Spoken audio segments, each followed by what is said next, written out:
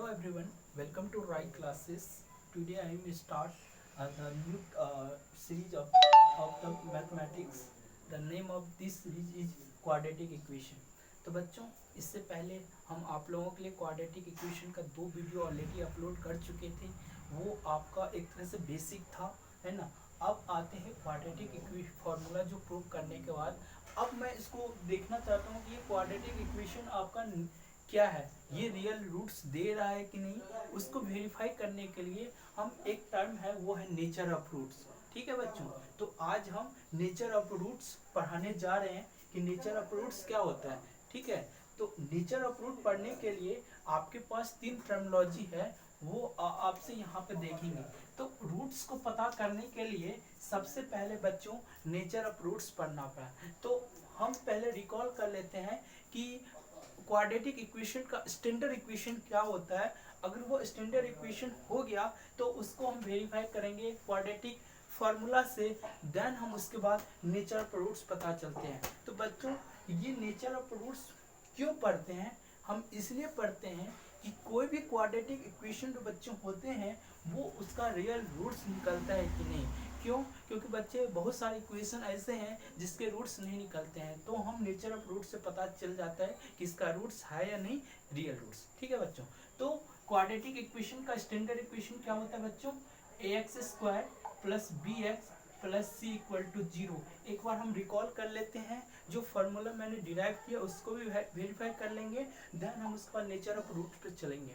ठीक है बच्चों, तो आपका ये nature ax² plus bx plus c equal to 0, जहाँ a है आपका कोफिशिएंट ऑफ x², b है आपका coefficient of x and c आपका कांस्टेंट टर्म है। ठीक है बच्चों, तो अब हम इसका जो क्वाड्रेटिक फार्मूला जो ड्राइव किए थे वो था x equal to minus b plus minus under root b² minus 4ac/2a।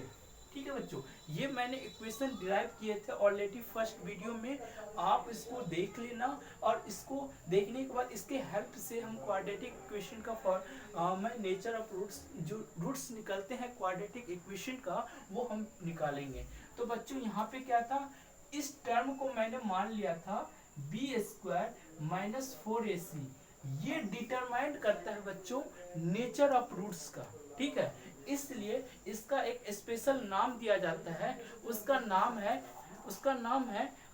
b² minus 4ac को उसका नाम है d। ठीक है, तो d इक्वल टू क्या होता है, b² माइनस 4ac। इसका नाम डिटर्मिनेंट इसलिए है क्यों, क्योंकि d डिटरमाइन करता है आपका नेचर ऑफ रूट्स का, इसलिए इसका नाम हो गया आपका बच्चों डिटर्मिनेंट। ठीक है बच्चों, तो बच्चों अब यहाँ पे क्या होता है, डिटर्मिनेंट ये डिटरमाइन करता है। ठीक है, तो अब हम क्या करेंगे, अब d जो केस 1 लेते हैं बच्चों, d जब ग्रेटर देन इक्वल होंगे, जब d ग्रेटर देन इक्वल होंगे तो आपका रूट्स क्या देंगे, तो आपका जो रूट्स होंगे 2 रियल एंड अनइक्वल रूट्स। ठीक है बच्चों, जब d ग्रेटर देन 0 होंगे तब 2 रियल एंड अनइक्वल रूट्स। ठीक है बच्चों, हम इसको पहले एक पढ़ लेते हैं, उसके बाद हम आप लोगों को देखेंगे कि आपका जो रूट्स है वो क्या होते हैं। जब d ग्रेटर देन 0 है तो आपका जो रूट्स है 2 रियल एंड अनइक्वल रूट्स होंगे। वो रूट्स कौन से होंगे बच्चों, वो रूट्स x इक्वल टू एक बार प्लस वाला होगा, एक बार माइनस वाला रूट्स होगा। तो एक बार x equal to minus b plus root under b² minus 4ac/2a, ये एक रूट्स होंगे। उसके बाद एक अनदर रूट्स क्या होंगे बच्चों, minus b minus root under b² minus 4ac/2a। ठीक है बच्चों, जब d ग्रेटर देन होंगे ये 2 रियल एंड अनइक्वल रूट्स है। ठीक है, अब हम चलते हैं सेकेंड केस पे, केस नंबर 2। केस 2 में क्या होंगे, जब आपका d 0 के बराबर होते हैं तब कितने रूट्स होंगे, तो रूट्स का नेचर क्या होंगे देखते हैं। जब डी बच्चों इक्वल टू 0 होते हैं तब आपका रूट्स है इक्वल एंड रियल रूट्स होंगे। टू इक्वल रूट्स आएंगे, जो भी रियल रूट्स आएंगे वो दोनों इक्वल होंगे। तो क्या लिखेंगे, रूट्स आर इक्वल। तो बच्चों यहाँ पे रूट्स आर इक्वल है तो कौन सा रूट्स आएंगे वो यहाँ पे इस फॉर्मूला से हम निकालेंगे। तो x का वैल्यू क्या होंगे बच्चों, x equal to minus b plus minus. अब यहाँ पे तो यहाँ पे क्या होंगे, बी स्क्वायर माइनस 4ac। इसका मतलब यहाँ पे वैल्यू कितना है, बी डी बाय 2a, क्योंकि हम यहाँ पे बी स्क्वायर माइनस 4ac को डी मान लिया तो हम यहाँ पे इसके रिप्लेस करके डी लिख दिए। उसके बाद minus b plus minus d का वैल्यू कितना है 0, तो ये कैंसिल हो जाएगा और 2a ये कितना होगा माइनस बी बाय 2a। तो यहाँ पे बच्चों ये देख रहे हैं जब d इक्वल टू 0 है तो रूट्स आर इक्वल होंगे और दो इक्वल रूट्स क्या होंगे बच्चों, माइनस बी बाय 2a और माइनस बी बाय 2a। ये आपका टू इक्वल रूट्स आएंगे। ठीक है बच्चों, ये तब था जब d ग्रेटर देन 0 होंगे तब इसके रूट्स थे। ओके, अब हम चलते हैं केस नंबर 3 पे। केस 3 क्या है बच्चों, जब d का वैल्यू लेस देन 0 होंगे तब उसके रूट्स का नेचर क्या होंगे। जब d लेस देन 0 होंगे तब इसके रूट्स कोई नहीं निकलेगा। क्यों, क्योंकि लेस देन 0 पे कोई रियल रूट्स नहीं निकलता है। तो यहाँ पे लिख देंगे no real roots exist when d less than 0। क्यों, क्योंकि अगर हम d लेस देन 0 करेंगे तो आपका यहाँ पे देखें x इक्वल टू क्या है माइनस बी प्लस माइनस, ये रूट के अंदर में माइनस वैल्यू आ जाएगा। लेकिन कभी भी रियल रूट्स रूट के अंदर में माइनस वैल्यू कभी भी रियल रूट्स नहीं देगा, इसलिए यहाँ पे रूट एग्जिस्ट नहीं होगा d लेस देन 0 पे। तो बच्चों हम लोग यहाँ पे 3 केस देख लिए थे, कब d ग्रेटर देन 0 पे दो equal and real and unequal roots आया, d इक्वल टू 0 पे रूट्स इक्वल आए। वो रूट्स क्या था आपको बच्चों, माइनस बी बाय 2a और माइनस बी बाय 2a, और d लेस देन 0 पे क्या हुआ बच्चों, नो रियल रूट्स। तो ये तीनों केस देख लिए। अब तीनों केस पे हम एक एक एग्जांपल देके बताएंगे कि रियली में ये रूट्स क्या आ रहा है, इक्वल आ रहा है अनइक्वल आ रहा है, हम लोग देखेंगे। ठीक है बच्चों, तो बच्चों यहाँ पे मैंने नेचर ऑफ रूट्स के 3 कंडीशन थे और तीनों कंडीशन मैंने आप लोगों को अच्छे तरीके से समझा दी है। अब हम चलते हैं उस नेचर ऑफ रूट्स के तीनों कंडीशन पे। हम 3 क्वेश्चन लिए हैं और एक कंडीशन पे एक क्वेश्चन को वेरीफाई करेंगे क्या वो जो मैंने कंडीशन बताया वो कंडीशन क्या इक्वेशन पर अप्लाई हो रहा है, वो देखते हैं। तो सबसे पहले हम क्वेश्चन नंबर 1 पे चलते हैं बच्चों। तो हर एक क्वेश्चन को जो हम स्टैंडर्ड क्वाड्रेटिक इक्वेशन है सबसे पहले हम उससे मैच करेंगे और उसके बाद a b c का वैल्यू निकालेंगे। क्यों, क्योंकि बच्चों d जो होता है वो डिटरमाइन करता है नेचर ऑफ रूट्स का। तो d निकालने के लिए बच्चों हमको a b c का वैल्यू पता होना चाहिए। तो चलिए बच्चे चलते हैं क्वेश्चन नंबर 1 पे। तो 1 क्या है, 2x square plus 5x plus 3 equal to 0। ये आपका स्टैंडर्ड क्वाड्रेटिक इक्वेशन है और हम इसका रूट्स फाइंड आउट करना चाहते हैं बाय नेचर ऑफ रूट्स से। तो बच्चों यहाँ पे स्टैंडर्ड इक्वेशन से मैच करेंगे तो a का वैल्यू कितना आएगा बच्चों 2, b का वैल्यू कितना आएगा बच्चों 5 एंड c का वैल्यू कितना आएगा 3। ये a b c का वैल्यू मैंने फाइंड आउट कर लिया। उसके बाद मेरा नेक्स्ट वर्क है वो d निकालना होता है और बच्चों d क्या होता है वो बी स्क्वायर माइनस 4ac के बराबर होता है। तो बी स्क्वायर माइनस 4ac लिख लिया और जो वैल्यू b का है वहाँ पे रिप्लेस करेंगे। b का वैल्यू 5 है तो 5 का स्क्वायर माइनस 4 इंटू a का वैल्यू कितना है 2 एंड c का वैल्यू है 3। वैल्यू पुट करने के बाद हम इसका सिंप्लीफाई करेंगे तो 5 कितना होगा 25 माइनस 4 2 जा 8 8 3 जा 24। तो ये कितना होंगे 24। तो यहाँ पे बच्चों कितना हो जाएगा 25 में से 24 गया तो 1। यहाँ पे देख रहे हो बच्चों जो d का वैल्यू आया वो 1 आया जो कि वो ग्रेटर देन 0 है। दैट मीन्स कंडीशन 1 सेटिस्फाई कर रहा है। जब कंडीशन 1 सेटिस्फाई कर रहा है तो इसका दो रियल एंड क्या था बच्चों अनइक्वल रूट्स था। तो मैं वही रूट्स का फॉर्मूला क्या था बच्चों x equal to minus b plus minus under root d by 2a। ठीक है बच्चों, अब यहाँ पे हम जो वैल्यू ए बी सी का वैल्यू यहाँ से पुट करेंगे तो माइनस बी का वैल्यू कितना है 5 प्लस माइनस डी का वैल्यू 1/2 इंटू ए का वैल्यू कितना है बच्चों 2। तो अब यहाँ पे वैल्यू पुट करते हैं -5 प्लस माइनस 1/4।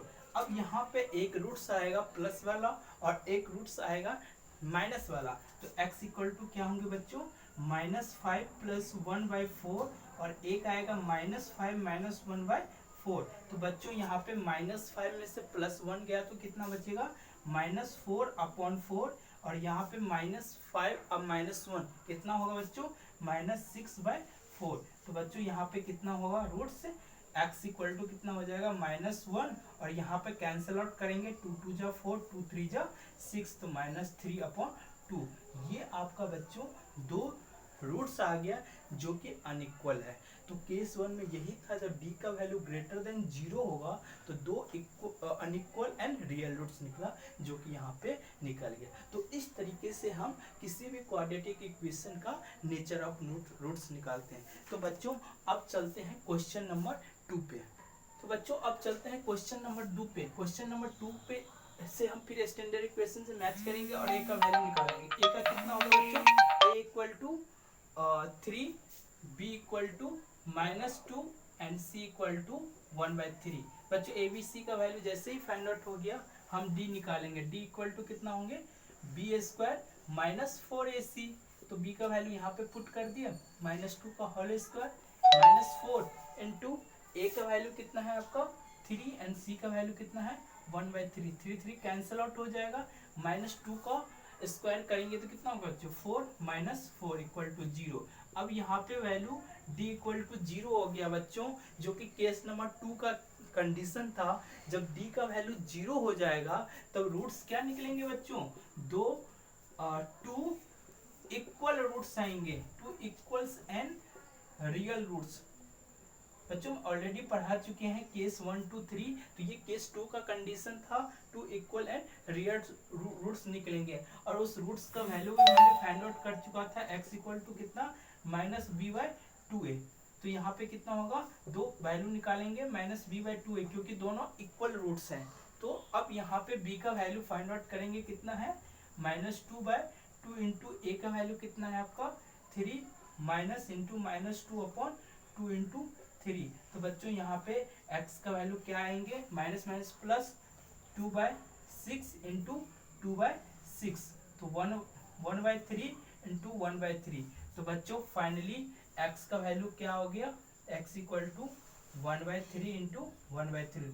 तो बच्चों यहाँ पे केस नंबर 2 था, जब d इक्वल टू 0 होंगे तो 2 इक्वल एंड रियल रूट्स आएंगे। तो बच्चों यहाँ पे 1/3 इक्वल रूट्स था, तो आप यहाँ पे 2 इक्वल, तो इस तरीके से आप केस नंबर 2 वाले केस को आसानी से बना सकते। तो बच्चों यहाँ पे केस नंबर 2 भी मैंने देख लिया था। केस 2 का कंडीशन था जब d इक्वल टू 0 था बच्चों।